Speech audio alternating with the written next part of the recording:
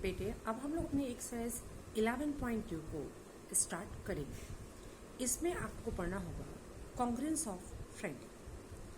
क्या मतलब है? जैसे दो ट्रायंगल हैं आपके पास A B C D E F. अगर A B equal D E है, B C equal E F है, angle A C equal D F है, तो ये दोनों ट्रायंगल कॉन्ग्रुएंट कहलाएंगे साइड साइड साइड से। आपने पढ़ा है दो ट्रायंगल कॉन्ग्रुएंट कब होते हैं? कॉन्ग्रुएंट ट्रायंगल उन्हें कहते हैं जिनकी सब कुछ सेम हो, सेम शेप हो, सेम साइज हो। ठीक है, तो अगर इस ट्रायंगल की तीनों साइडें इस ट्रायंगल की तीनों साइडों के बराबर हो तो दोनों ट्रायंगल कॉन्ग्रुएंट होंगे साइड साइड साइड से। और अगर दोनों ट्रायंगल कॉन्ग्रुएंट हैं तो उनके एंगल्स भी बराबर होंगे। सिमिलरली अगर दो ट्रायंगल हैं, एंगल बी एंगल ई के बराबर है, बी सी ई एफ के बराबर है, एंगल सी एंगल एफ के बराबर है, तो ये दोनों ट्रायंगल कॉन्ग्रुएंट होंगे बाय एंगल साइड एंगल। क्योंकि देखो पहले एंगल इक्वल है, फिर साइड इक्वल है, फिर एंगल इक्वल है, तो ये दोनों ट्रायंगल कॉन्ग्रुएंट कहलाएंगे एंगल साइड एंगल से। अब ये दो ट्रायंगल हैं ए बी सी और D E F. Angle A किसके बराबर है? डी के। एंगल बी किसके बराबर है? एंगल ई के। और बी सी किसके बराबर है? ई एफ के। तो देखो ये एंगल बराबर है, ये एंगल बराबर है, ये साइड बराबर है, तो ये दो ट्रायंगल कॉन्ग्रुएंट कहलाते हैं एंगल एंगल साइड से। अगर आपके पास दो राइट एंगल्स हैं, राइट एंगल्स वो ट्रायंगल जो कि क्या बनाते हो 90 डिग्री, तो ये दो ट्रायंगल कॉन्ग्रुएंट होंगे कब? अगर इनके हाइपोटेनस बराबर हो, यानी ए C equal D F. 90 degree के सामने वाली लाइन को क्या बोलते हैं? हाइपोटेनस। अगर हाइपोटेनस इक्वल हो, ठीक है, यानी ए सी बराबर डी एफ हो और कोई एक साइड हो इक्वल, तो दोनों ट्रायंगल आर एच एस से R H S right hypotenuse side से दोनों ट्रायंगल कॉन्ग्रुएंट होते हैं। अब आपका है नेमिंग ऑफ कॉन्ग्रुएंट ट्रायंगल्स। जैसे आपको ये दो दे रखे हैं, ठीक है, अगर आपका ट्रायंगल है A B C corresponding D E F, ठीक है, इसका मतलब क्या हुआ? एंगल ए डी के बराबर है, एंगल बी ई के बराबर होगा, एंगल सी एफ के बराबर होगा। देखिए ए डी के बराबर होगा, बी ई के बराबर होगा, सी एफ के बराबर होगा। ठीक है, तो ये ट्रायंगल इस ट्रायंगल के कॉन्ग्रुएंट होगा। ठीक है, अब हम एक्सरसाइज को स्टार्ट करते हैं। आपका एक्सरसाइज 11.2 का फर्स्ट क्वेश्चन है in triangle D E F and triangle Y X E, D E equal है एक्स वाई के, डी एफ इक्वल है वाई जेड के। What condition information is required to make two triangles congruent by side angle side congruency conditions। अब आपको किससे बताना है? Side angle side से बताना है, यानी दो साइड और बीच का एंगल इक्वल होना चाहिए।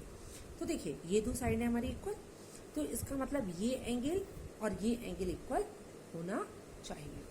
देखिए ट्रायंगल डी ई एफ और वाई एक्स जेड दोनों कॉन्ग्रुएंट ट्रायंगल हैं बाय साइड एंगल साइड से। तो इसका मतलब हो गया जो थर्ड कंडीशन होगी वो होगी एंगल डी इक्वल वाई। ऐसा कब होगा? जब angle D equal angle Y के। तो ये क्या आपकी थर्ड कंडीशन है। ठीक है, थर्ड कंडीशन हो गई angle D equal angle Y. Second question आपका है if triangle A B C and D E F the corresponding C A B E D F gives a congruence then which of the following statement are correct। यानी triangle A B सी और D E F दोनों क्या है? दोनों triangle congruent हैं इसके correspondence, यानी angle C equal E angle A equal D, angle B equal F. ठीक है, तो आपको बताना है इनमें से कौन से स्टेटमेंट ट्रू है। देखिए, अगर correspondence to angle C A B और ई डी एफ, तो इसका मतलब ये होगा कि एंगल सी ई के बराबर है, एंगल ए डी के बराबर होगा, एंगल बी एफ के बराबर होगा, सी ए इक्वल ई डी होगी, A B equal D F होगा, C B equal E F होगा। इतनी कंडीशंस हो सकती है इसके कॉरस्पॉन्डेंस। अब आपको ये स्टेटमेंट दी थी, ठीक है, इसमें आपको चेक करना है। देखिए, ए सी बराबर डी ई है, यस है, करेक्ट है। देखिए, हमने लिखा है ए सी बराबर ई डी हो सकता है। एंगल ए बराबर एफ है, नहीं, एंगल ए डी के बराबर होना चाहिए। इसका मतलब ये हमारी स्टेटमेंट रॉन्ग है। एंगल बी और एफ इक्वल है, यस, देखिए हमने निकाला है एंगल बी और एफ इक्वल होगा। अब है B C equal D E, नहीं होगा। देखिए, बी सी किसके इक्वल होगा, ई एफ के। A B equal E F, नहीं होगा, ए बी डी एफ के इक्वल है।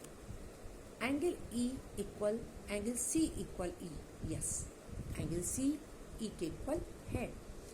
A B equal D F, yes है। देखिए, A B equal D F के है। एंगल ए बराबर डी, यस, एंगल ए और डी इक्वल है।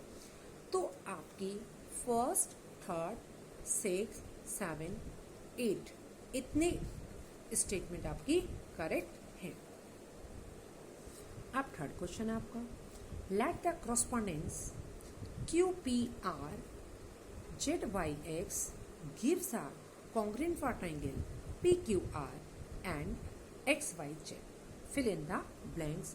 Make the statement true. अब इसके कॉरस्पॉन्डेंस दोनों ट्राइंगल कॉन्ग्रेंट हैं, तो एंगल R किसके बराबर होगा, X के। QR, देखिए QR किसके बराबर होगी, ZX के। फिर है एंगल P देखिए बीच में, तो ये बीच वाले के इक्वल होगा, यानी P किसके बराबर होगा, Y के।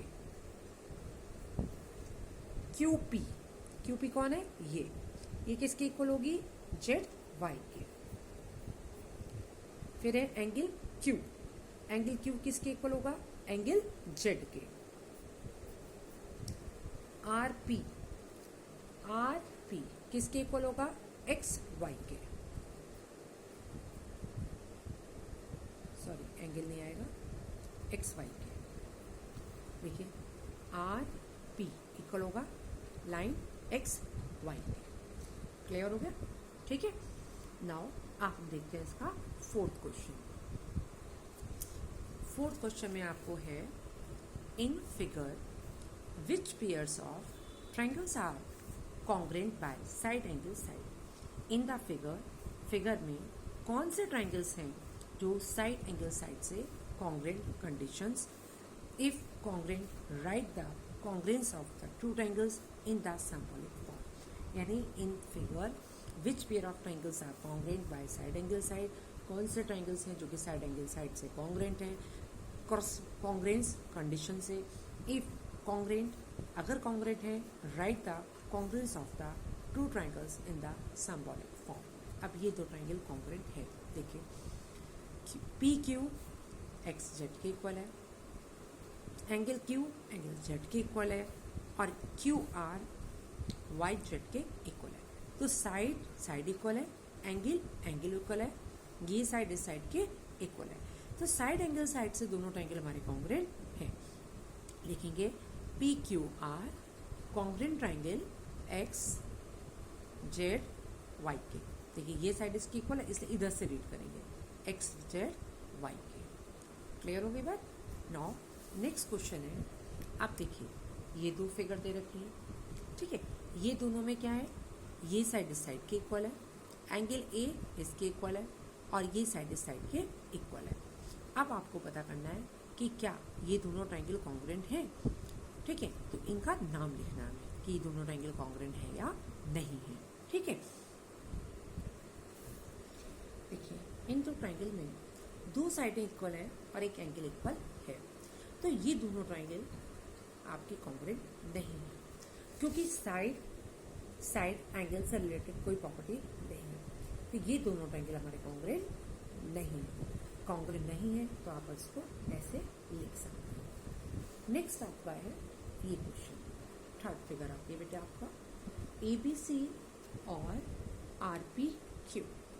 अब देखिए AC किसके बराबर है, RP के बराबर है, एंगल C P के बराबर है, BC PQ के बराबर है। तो दो साइड इक्वल है और बीच का एंगल इक्वल है, तो साइड एंगल साइड से ये दोनों ट्राइंगल कॉन्ग्रुएंट है।